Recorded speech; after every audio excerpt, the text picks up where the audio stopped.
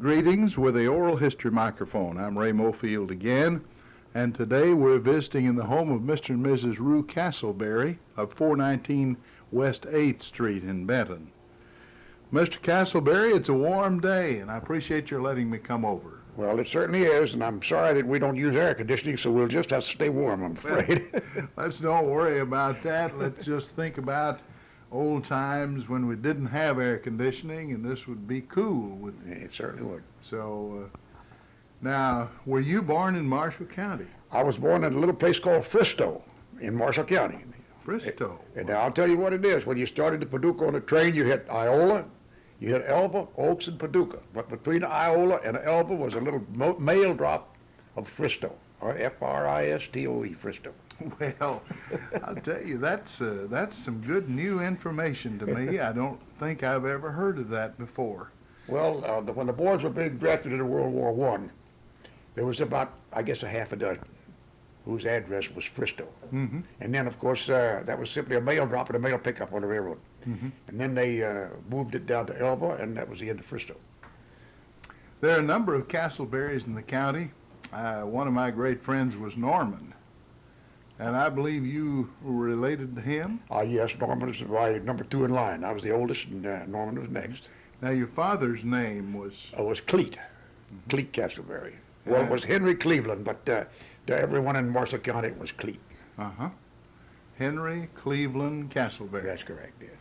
Well, I talked to Norman a lot of times. He was an interesting fellow, and he did a lot of work in genealogy, and he talked about various theories of how the name Castleberry arose. It was a man by the name of Berry who lived near a castle. That's correct. I think he's around the 1100 or somewhere back in there. Mm-hmm. He has we have a stack about that high. I knew a man who was an architect with, I believe, Lee Potter Smith Incorporated, and named Bill Castleberry. Younger fellow, of course, much younger, yeah. Mm-hmm. Different generation, probably some of your relatives. Well, he's about 3 times down the line related. Mm-hmm. Yeah. Now, your mother's name before she married was? Byerly, Uri Byerly. Her brother was Ira Byerly. He was a postmaster in Paducah for a number of years, around 20 to 27, somewhere up in there. Mm-hmm. Did you ever go to a one-room school? Oh, yes, New Harmony. New Harmony. I was going to ask if there was a school by the name of Fristow, but that's just a railroad stop. No, Fristow was just a mail drop, and there was about 2 houses there and a little general store. Mm-hmm.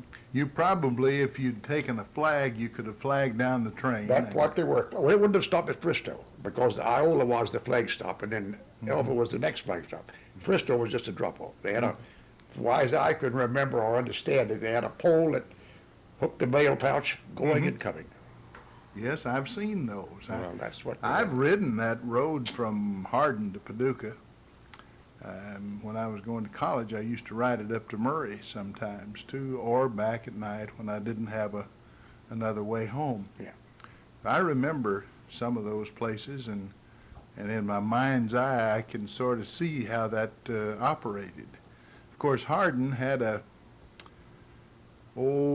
station agent. Ewan Mathis was the one I remember, and there was a little depot there, and so they stopped regularly at a big place like Hardin. Yeah. Iola, a freight stop where they shipped up cross ties and a carload of mules and everything. That's about all that went out of there. Mm-hmm. Well, that's fine. Now, when were you born? I was born what am I talking about, 1906. 1906? Yeah. So that puts you up 80. 80 years old. Yeah, I'll be 81 next month in September. Well, my mother-in-law is exactly the same, September the 4th. All right, how many children were there in the family? You had Norman, one brother. Well, I had Norman. I had my sister, Laura Jane, who was Laura Jane Portis, and Paul, and myself, of course, was 4. And we had one who passed away when he was just a baby. Didn't know much about him. But there was, that's the way we ran. Me, the oldest, and Norman, and my sister, then Paul. In your young days, did you live on a farm? You better believe it. You Right remember down- much about that? Oh, sure. I was born in a house that was a log house that had the old dog trot through. And that was about a mile up this side of the railroad station. And now my sister, some few years back, acquired that house and a few acres of land and rebuilt her house around it. The house is still inside it. Mm-hmm. So I worked on the farm until I was, about 18. Mm-hmm.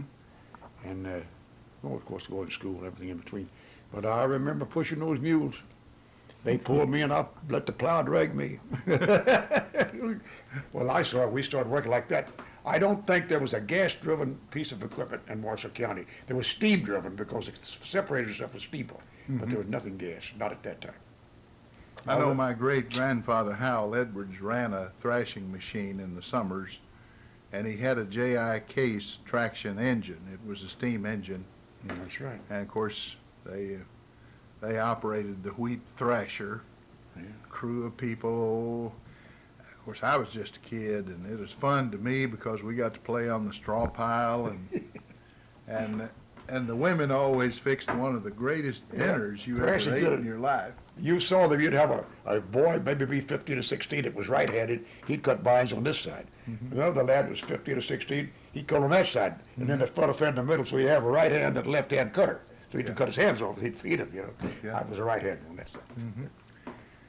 I used to ride with Van Ratliff on a wagon. We'd haul water to keep the, he had a 300-gallon tank on a wagon bed, and it took just about all we could do to keep the engine filled with water. It had no condenser, it just threw it out in the air all the time.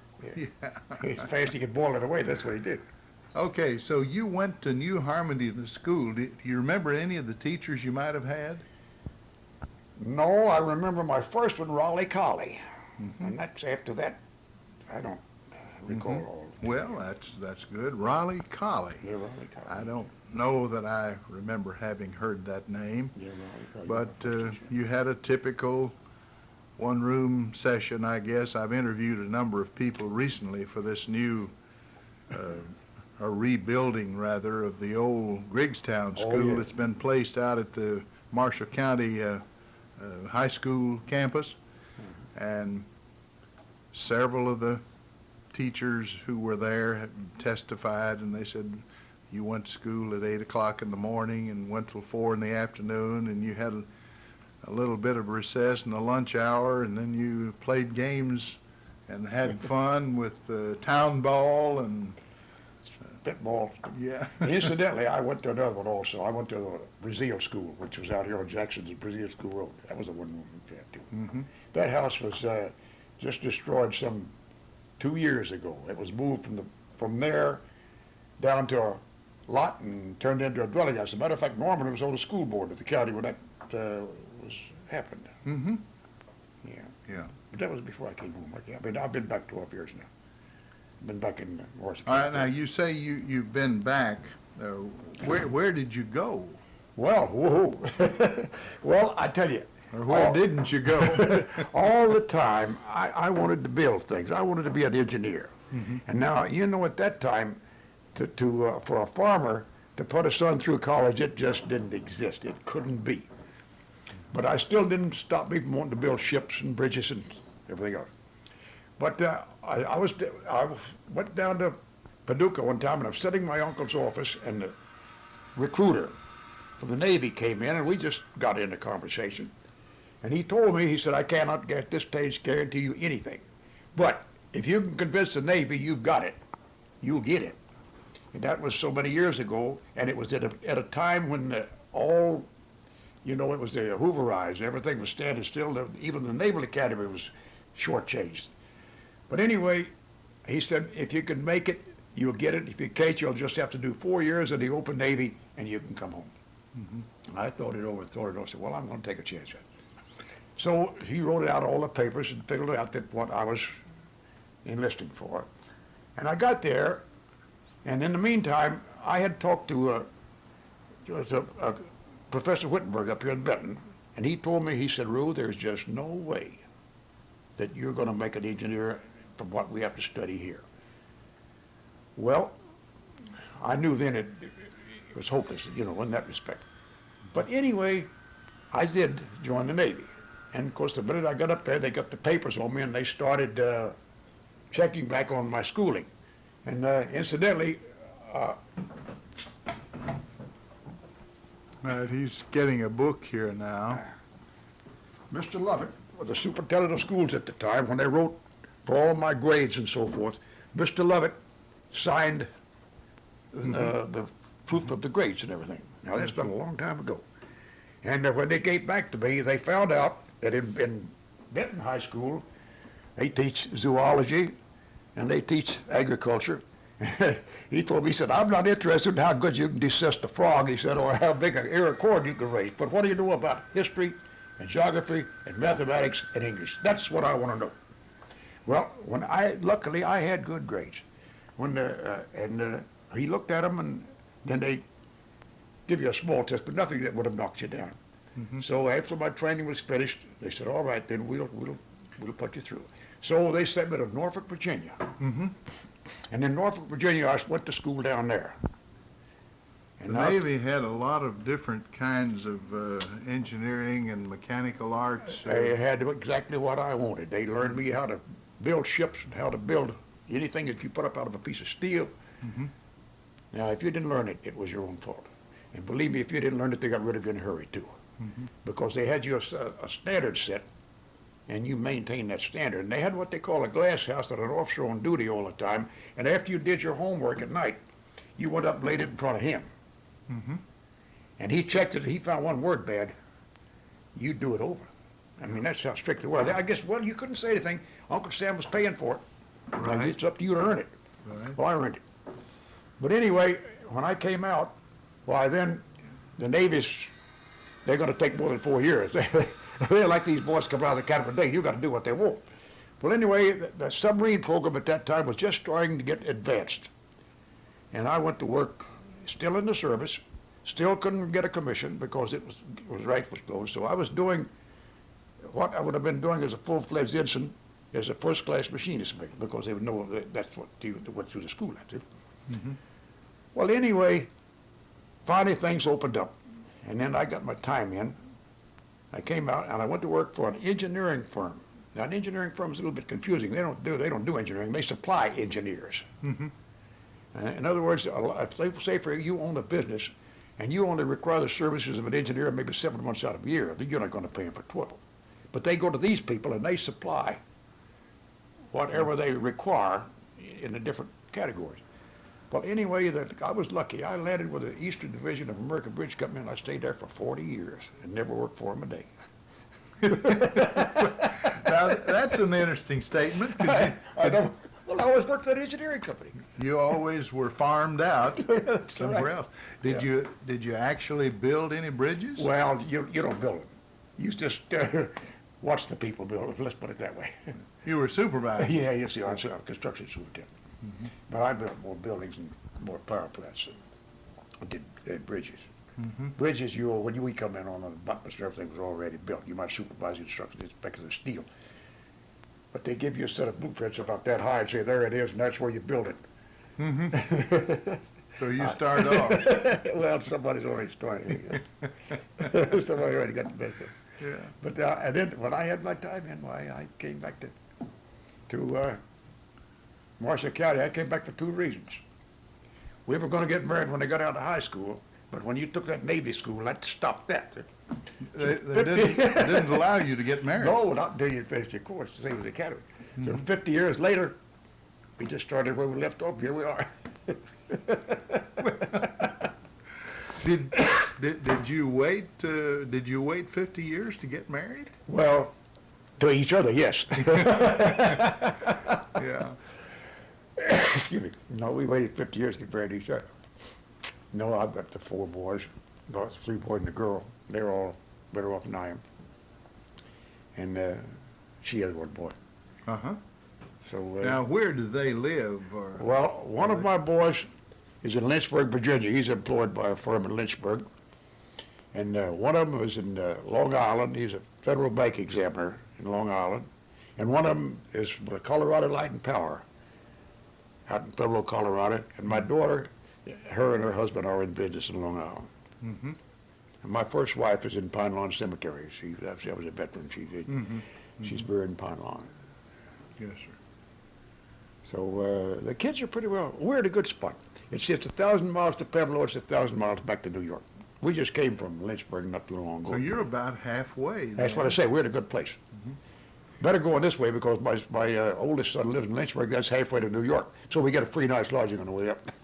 Oh, that's right. The other fellow got to pay for it. You can eliminate one motel. Yeah, bill. one motel. Yeah. Now, you say your wife has a child also? Yeah, she has a son. Yeah. And he lives? He lives right down, right towards on the Brazil School Road here in Marshall County. Oh, right here in Marshall County. Oh, yeah, he's right here. Well, that's Yeah, wonderful. she's a Marshall County girl. She's born and raised right here. As a matter of fact, she gets 10 feet out of the county, she wants to go home. You know that, Johnny? I told him, if you got 10 foot out of Marshall County, you want to go home. He's libeling you. All right, okay, you don't care. She's laughing. Everybody in Marshall County knows.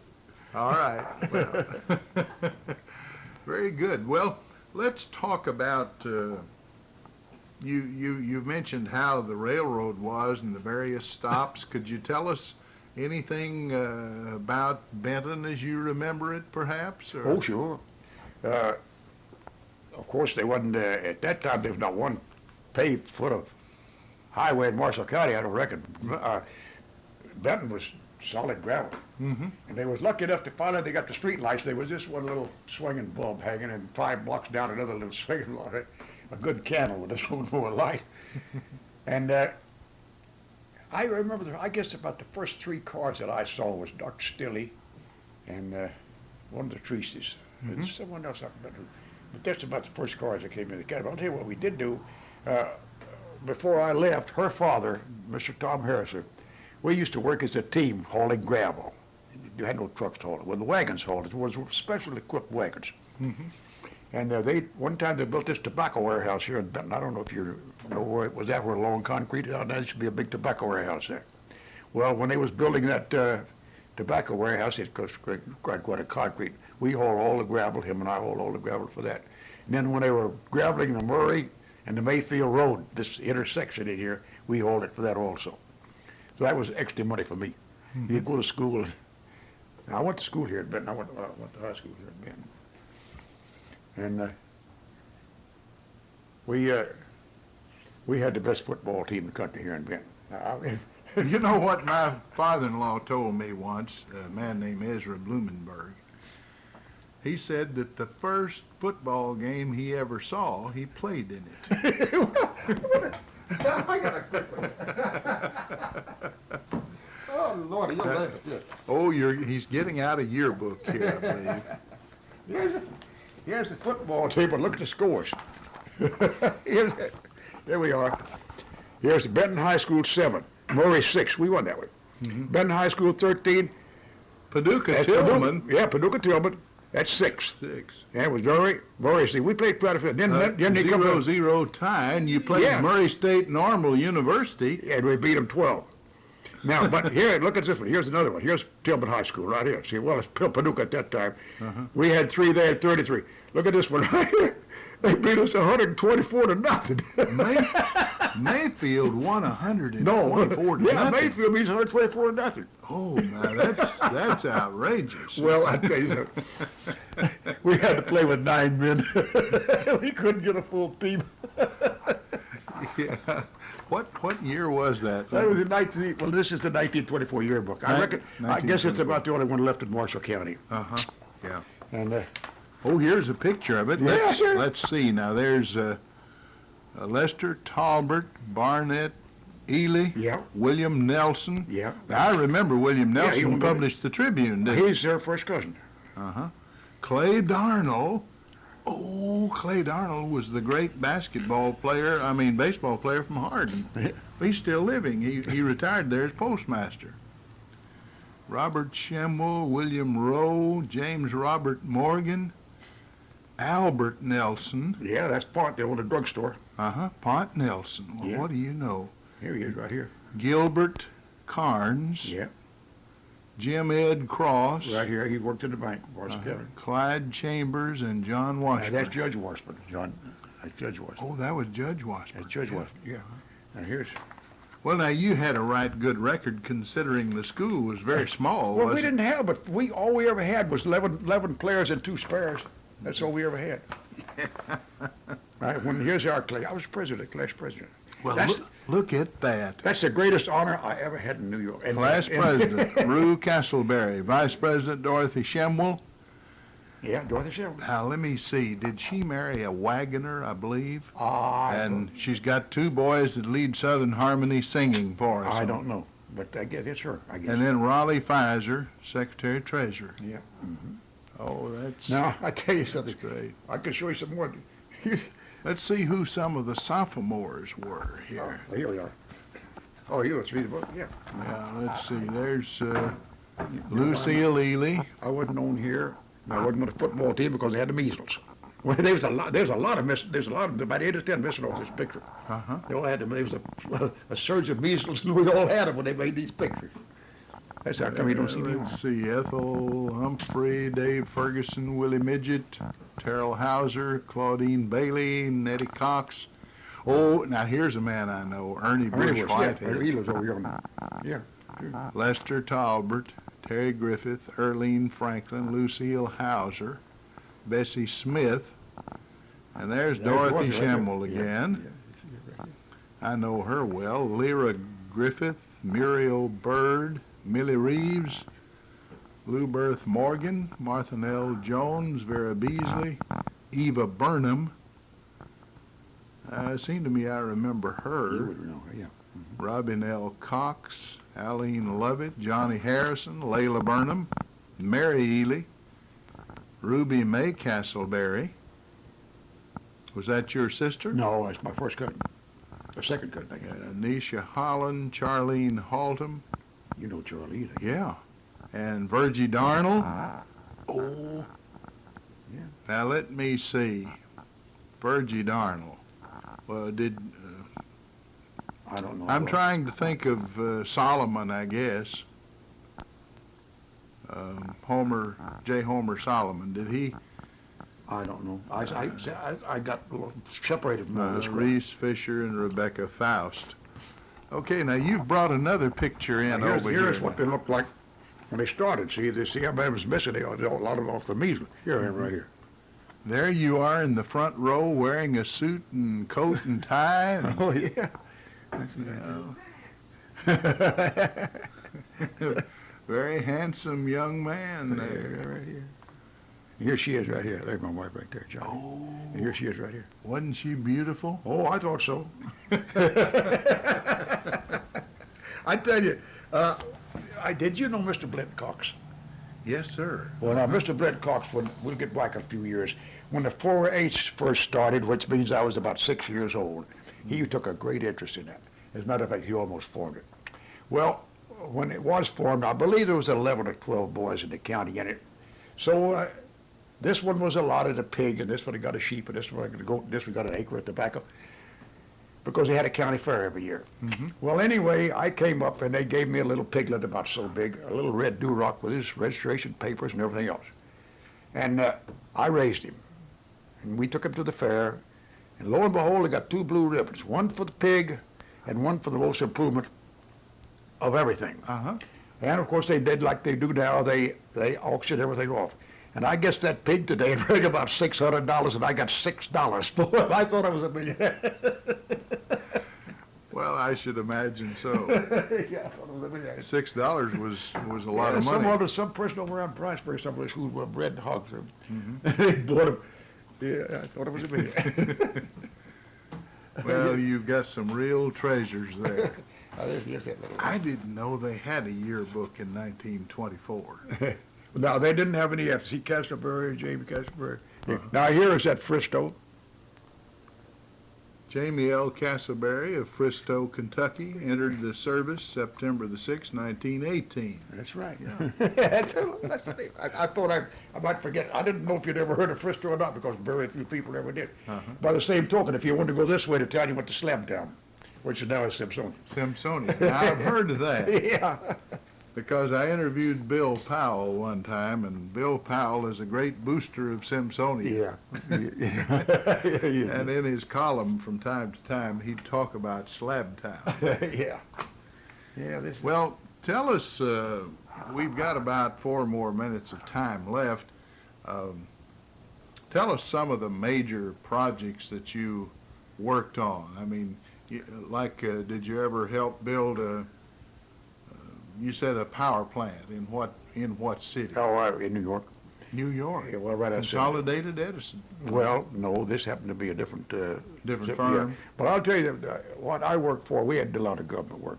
When they was developing the IBM missile system and so forth, they had to have a centrifuge to set everything up, which to this day I don't know how it worked.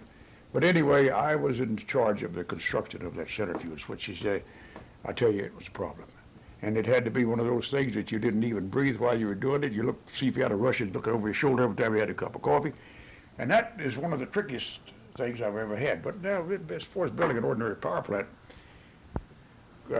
Brooklyn Edison, I've worked on a lot of them. And a lot of work on the ones that was already made, enlargement and reinstalling new machinery and so forth like that. I finished up, I worked for studios on Fifth Avenue, CBS. And was right down to retirement, and they had to keep a resident engineer there for a few months. So I watched them make soap operas and newsreels and do it. Well, that was a lot of fun, wasn't it? It was a lot of fun for me because they had these programs, I've Got a Secret and all that stuff. And I used to go home and they'd Did you ever see Arthur Godfrey? Oh, yeah. And they put him, I saw Arthur Godfrey in the Navy when he was, they put this program on the air, and my grandchildren say, Grandpa, it's got to be the one in the middle. I said, oh, no, it's the one on the end. Can't be. I know it was the one they make, because 2 weeks ago I saw them make the movie. Make the program. But that was neither here nor there. That's why it was a good way to wind down on You it. had a wonderful experience then. Now, what year was it you retired and came back to Marshall County? 75. I retired in 71, and I came back here in 75. Yeah. So you've been back about 12 12 years. years. We've been married 12 years in October. Enjoying life and having fun. I hope I live to be a million. I don't know if I will or not, but I'm going to try. Well, I tell you, this house here was built by my cousin, Dan Castleburry, and we moved in it, and that's the only people that's ever lived in it. It's been Castleberry's. So I'd like to live long enough for it to fall down around my ears, and I don't know, it's built pretty good. You did a good job of it. Yeah, I think he bought it out. Well, we got time enough for maybe one funny story, if you can think Well, of something. did you know R. Marley? I don't think so. Well, he was a very well-known man. Of course, I said before, he was a postmaster of Paducah. And when we lived out there, him and my grandmother would come out every Sunday. My father would meet him with the old surrey, bring him up to the house. They'd eat a bite, go down, and then eventually they'd come up here in the Middle Fork Primitive Baptist Church, where's over at the church. Well, now, he paid me 50 cents a week to watch his cattle, winter and summer. Didn't make no difference. So I had a tobacco crop, and I was getting old enough to get a buggy. I wouldn't go out with her. I had a horse, but didn't have a buggy. So I said, Uncle Ira, I said, how about letting me borrow $80 till I get the money, I'll pay you. He said, now look, all right, let's sit down here. He said, now, what have you got for collateral? I said, I got that tobacco patch. That'll bring $80 until the hail comes down, he said. Then you haven't got anything. All right, that's the end of that. So he gets ready to go back to Paducah. They got the 7 o'clock train back. So he said, Rue, Mr. Smith from Simpsonia will be up with 6 heifers. Now, you put them down there with the other cattle, who's just down on the other farm. So next morning, Mr. Smith came up with his old mule-drawn wagon and them 6 heifers. So I said, Mr. Smith, drop 4 of them here, because we had a big pasture there. I said, drop 4 of them here, we'll take 2 of them down below. Well, I'm waiting for Uncle Ira. And he comes up Sunday morning, and I was very, very careful not to tell him I owned those heifers. And I knew he didn't know them because he'd never seen them. See? So I said, Uncle Ira, I've been thinking about that collateral all week. I said, are those 4 heifers worth $80? Well, you better believe it they are. I knew he'd paid $40 for a piece for them. You better believe it.